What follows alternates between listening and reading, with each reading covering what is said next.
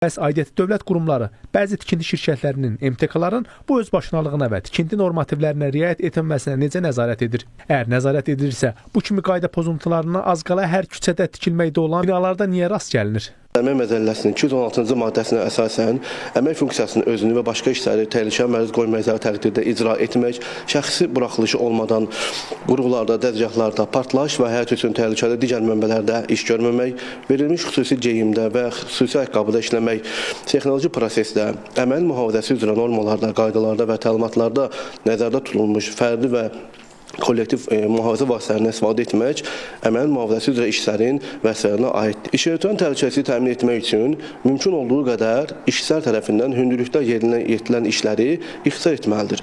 Məlumat üçün bildirək ki, işəgötürənlər tərəfindən işçilərin sağlam və təhlükəsiz əməyin mühafizəsi şəraitinin təmin edilməməsi halları aşkar edildikdə bu qaydaları pozanlar üçün 700 manatdan 1500 manata kimi cərimə nəzərdə tutulub. Rəşad Vəkiloğlu, İlkin Həsənov, Space xəbər.